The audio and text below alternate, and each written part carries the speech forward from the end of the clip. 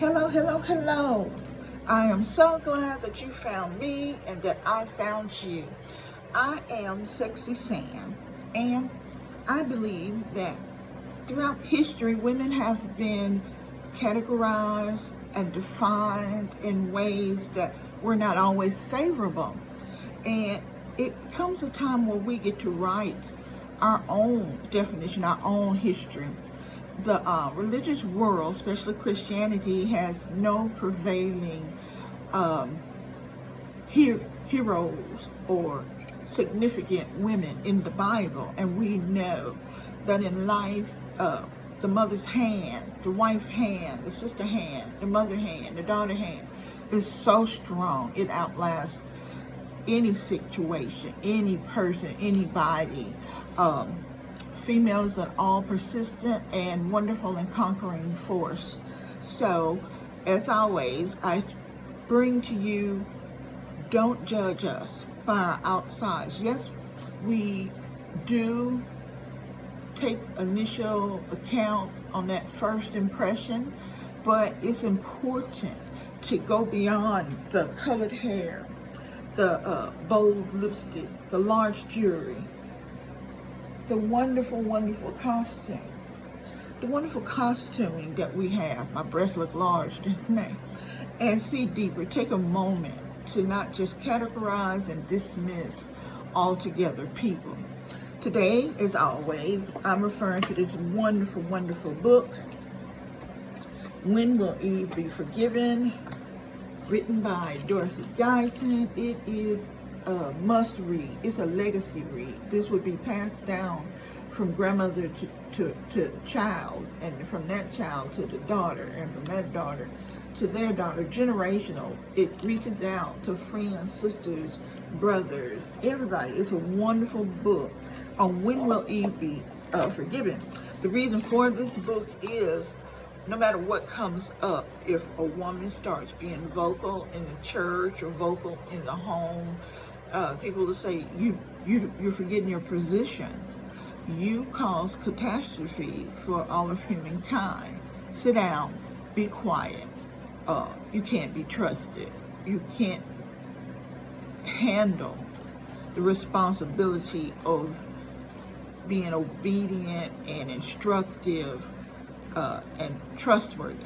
And so that's what, when will Eve be forgiven? How long are we going to be told that we're just destructive to everything we touch, when we are who birth a nation, who birth a community, who birth a family, who's in there from day one to other? What they say, mama's baby, daddy's maybe.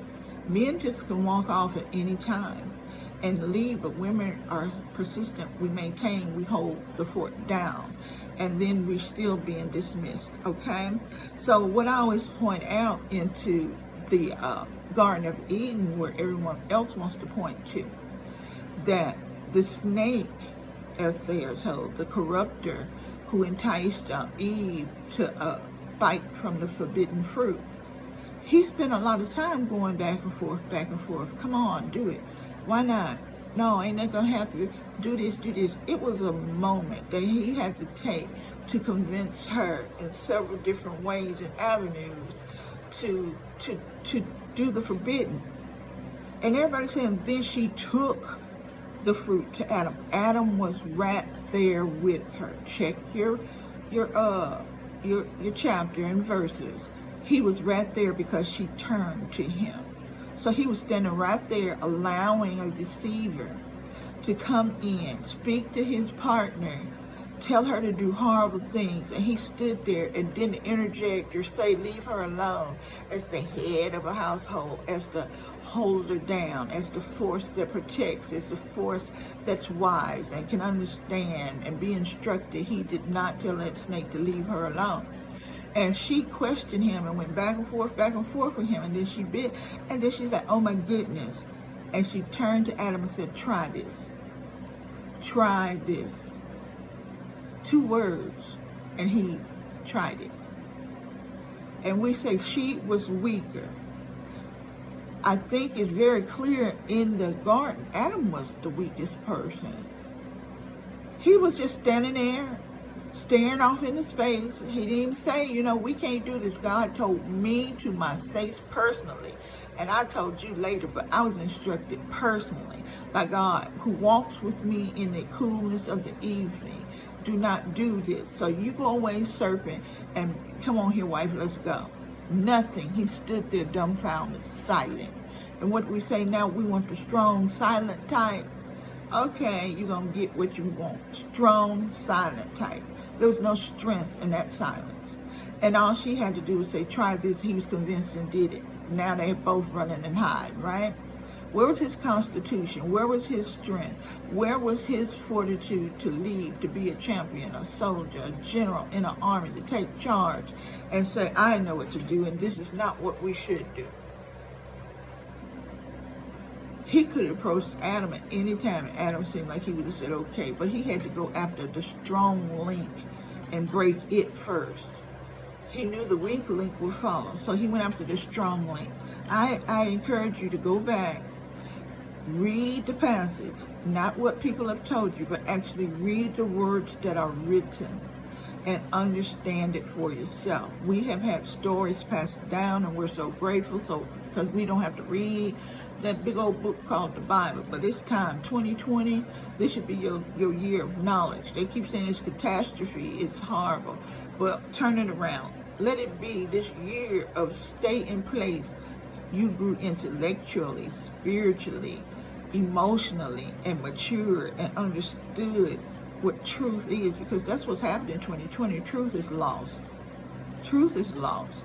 So how is that get taken back? Not by whoever can speak the loudest and the longest, but by you yourself being responsible for yourself to know truth. I see so many people quote news, they say, and then you look at the top where the affiliate is, and it's like booboogumbo.com.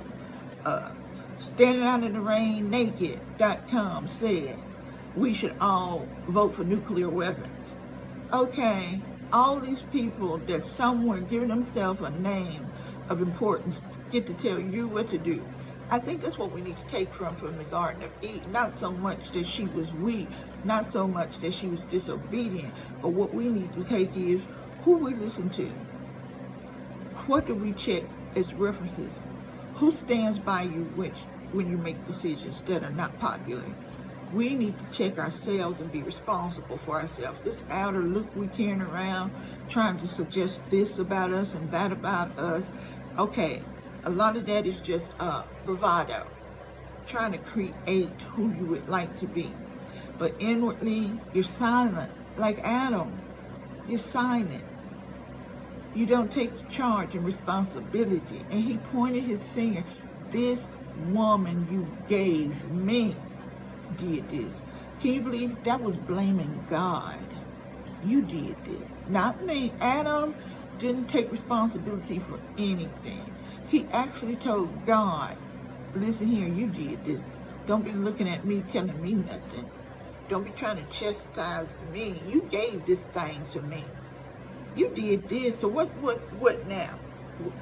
Nobody notices that he punked out 2 times on Eve and on God, his creator himself. All right, so as always, I decided that I would, along with this moment, read you a poem I wrote, of course, 10 years ago. And y'all have to bear with me as I read it.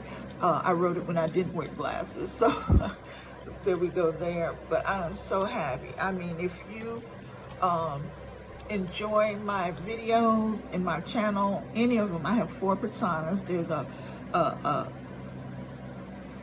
big pot to choose from of what fits you in my 4 characters.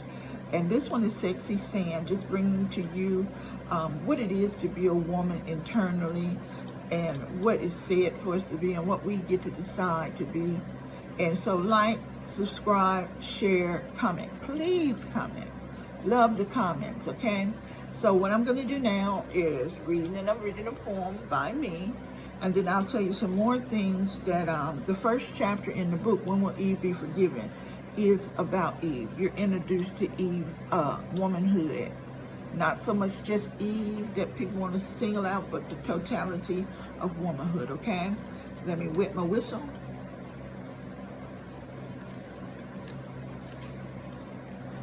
Let me get my real eyes for the surprise.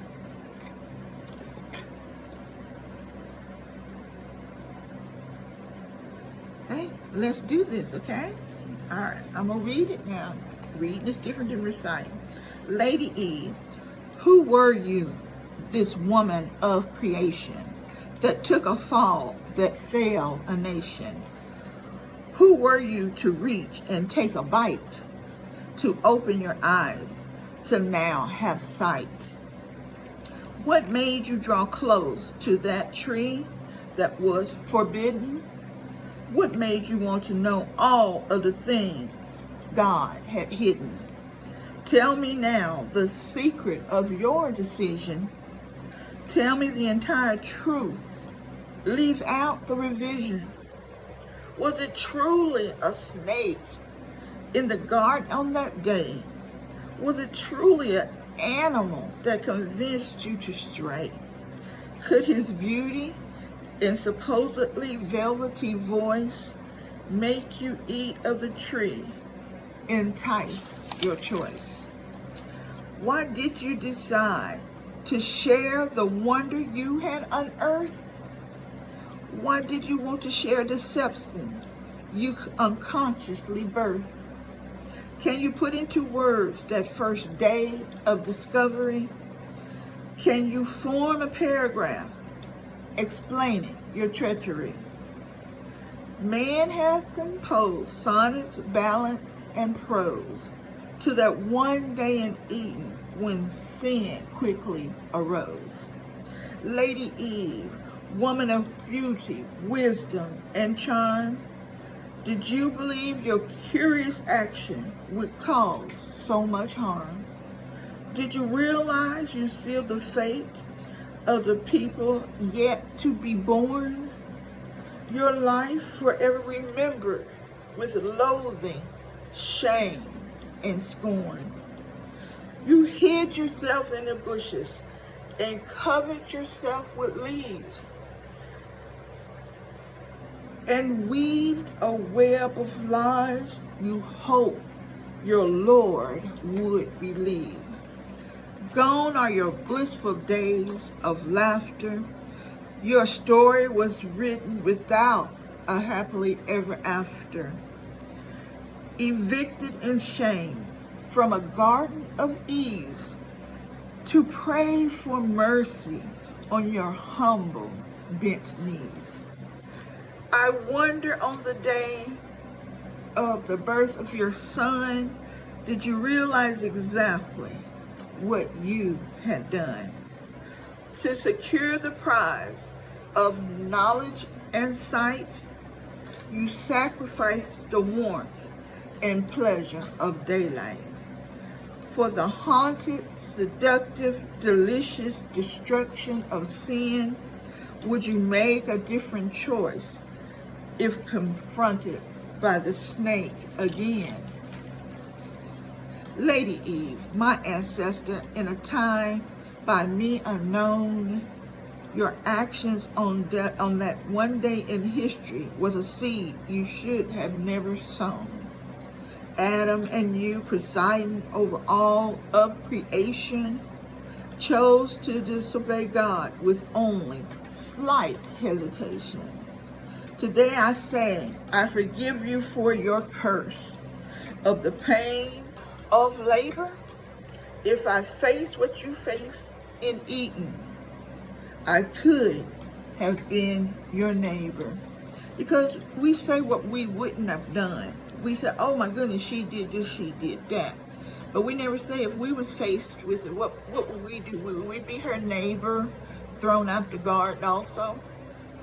Would this time the man say, I got this, and he do it and didn't share? Can it go back? Or how many different ways could it go? We could be her neighbor. We make the same bad choices.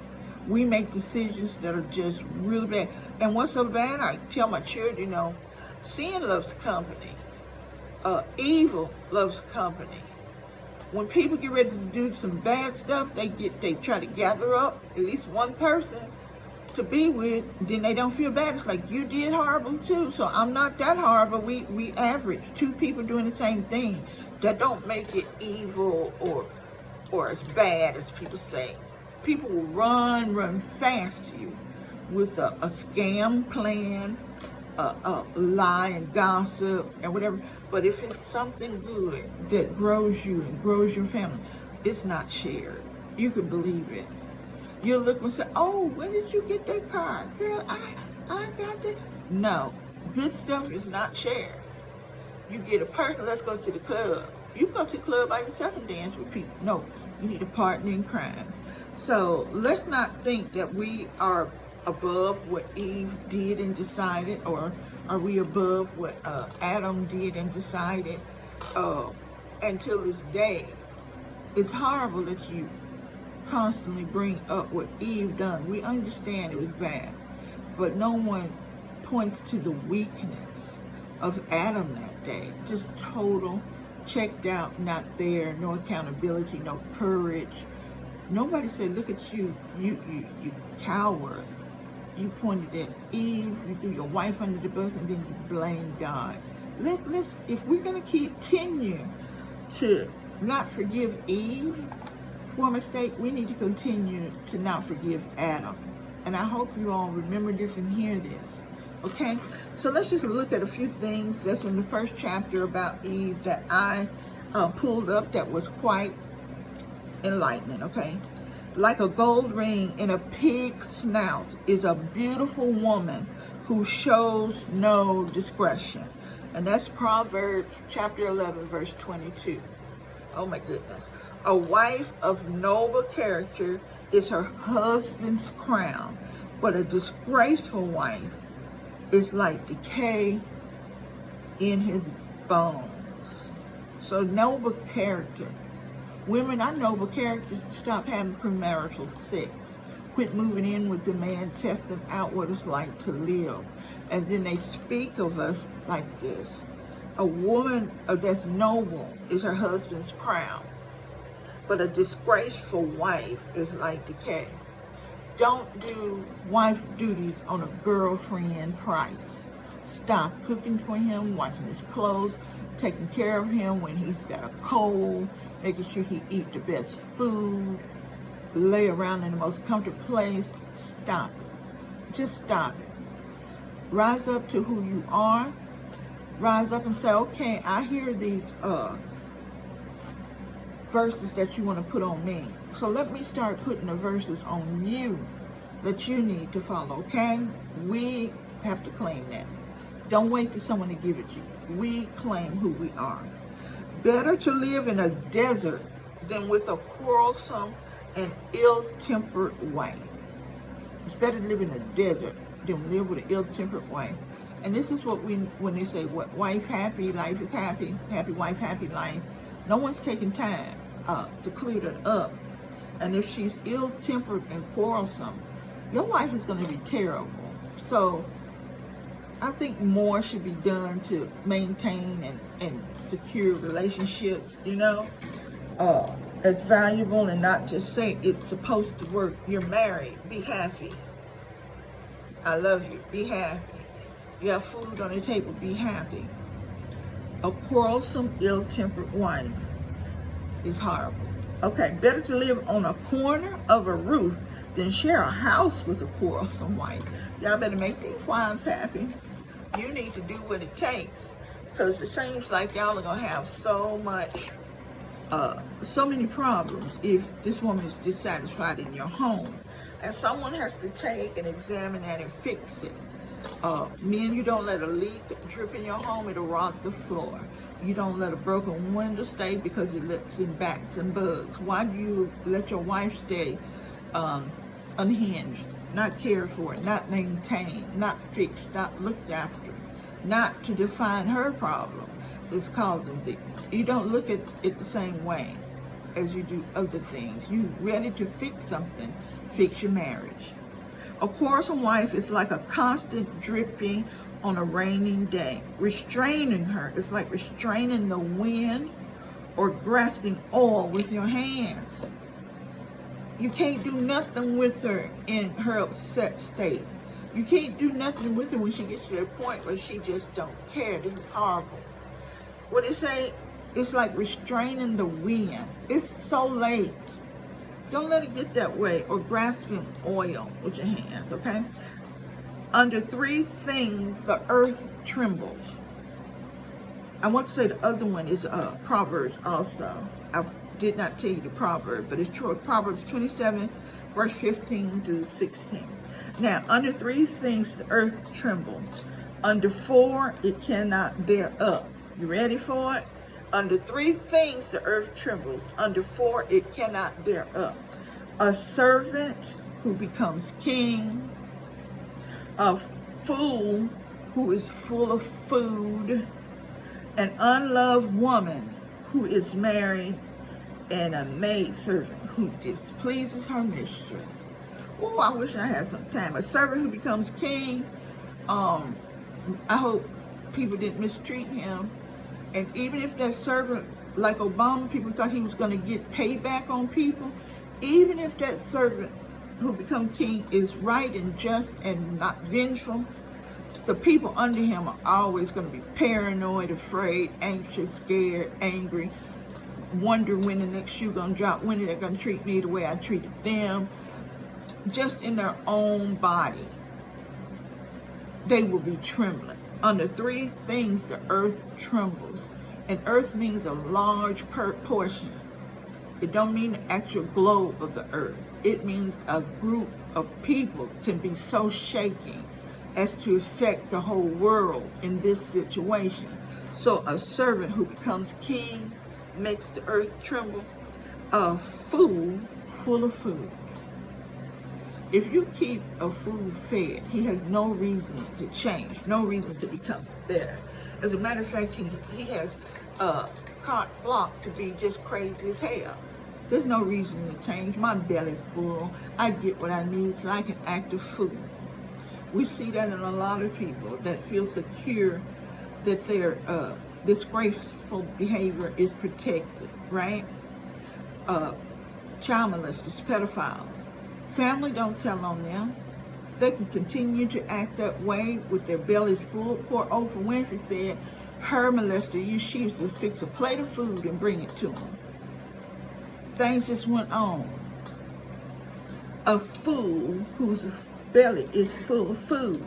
Okay? An unloved woman who is married makes the earth tremble. People don't know how serious it is for a woman to be in a marriage where she don't feel loved, appreciated, valued, and it's just really, really bad for an unloved woman who's married to just not be loved. It is said also that if your wife is in a disturbed state and her mental peace is disturbed and she is just not living her best life in a caring relationship, Judge told us that your kid's going to be crazy. How can an unstable, unloved, unappreciated woman with no intimacy or affection raise a child? She's broken. How can she feed into someone to make them better when she has given up and conceded that she can feel better in her marriage where an oath was taken to love, honor, and protect, right? So three things. There's three things. An unloved woman who is married makes the earth tremble. And a maid servant who displeases her mistress. Women are mean and vengeful. They would peck at you like a buzzard. They would eat at your innards like hyenas while you're still running and moving, trying to get away. The movie The Help, the book The Help said they didn't mind upsetting white men. White men would ride with their hoods on, put a burning cross in your yard, throw a brick through your window with a message, and move and leave. They said, but a angry white woman will ruin you. She would go from that day till you die, she would tell people not to hire you. She would tell people not to trust you. She would tell people you steal. She would tell people that you're unkind and nasty. She would just continually blackball you in the area you are, to not see you work, to ostracize you and tell people if you like her, you don't like me. They don't quit. So, if a maidservant who displeases her mistress, oh my God, she won't just fire and let her go. She will keep her there and torment her. Just torment her.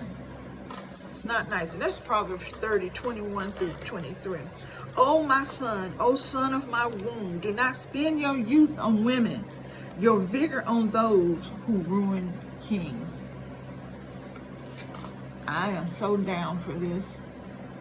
Don't, y'all guys, leave these women alone. You're not going to marry them. You're not interested in falling in love. You're destroying and wrecking their lives. I met a guy who was in mental lockdown down on the suicide ward. He was so handsome. Young guy. Couldn't have been more than 26, just beautiful. And he had attempted suicide. And it's so strange. I wouldn't have thought it, wouldn't have even contemplated such a thing.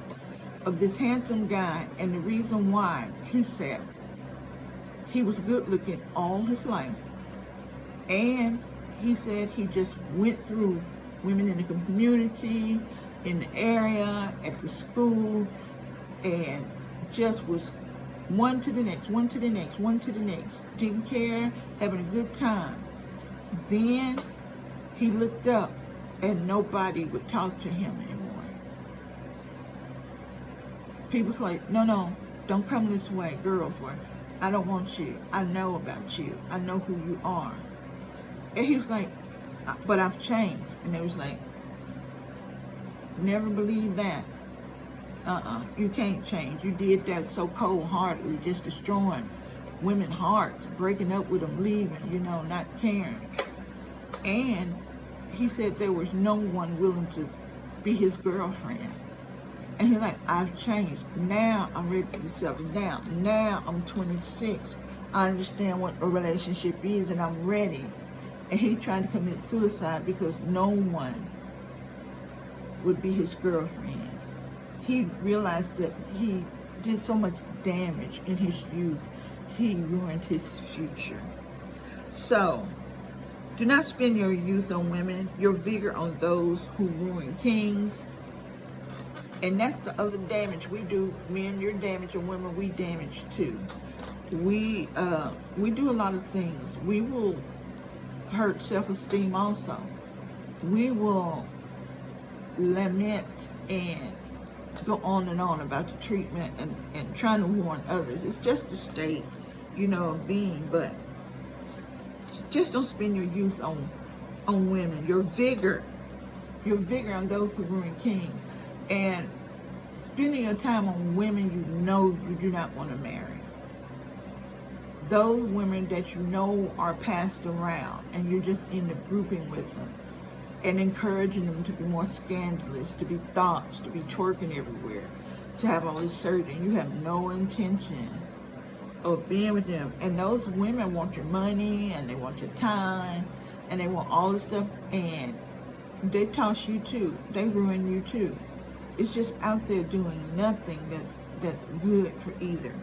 Okay, a wife of noble character who can find, she is worth more than rubies.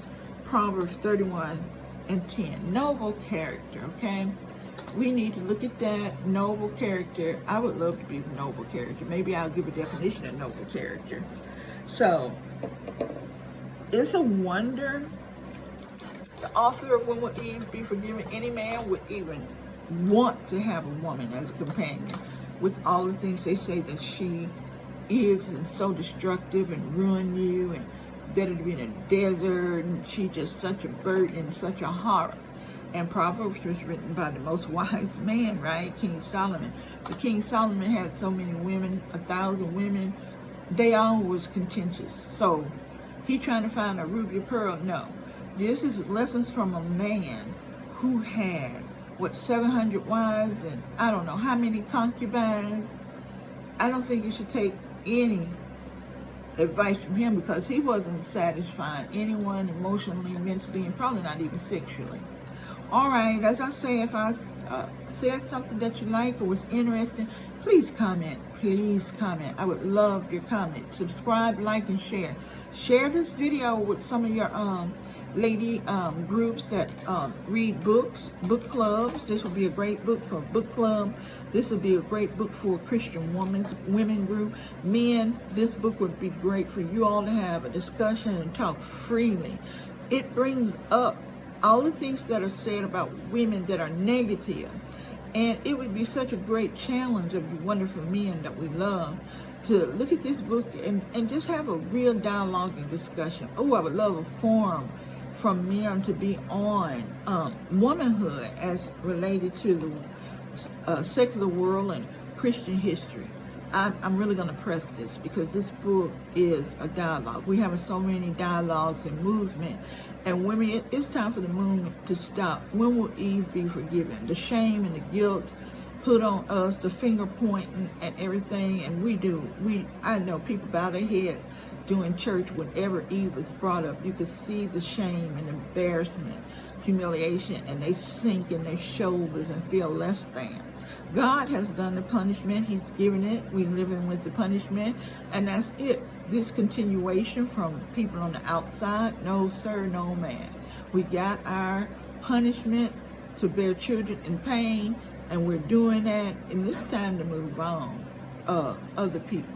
But if you do want to continue to not forgive Eve for that, we need to look at the unaccountable man that she was with, that was silent, that was mute, that did not show any leadership or courage, and who in the end pointed his finger at God and told him, this is your fault. Okay? Love you so much. Don't forget, Sexy Sand bringing you what women do. All right? Love you so much.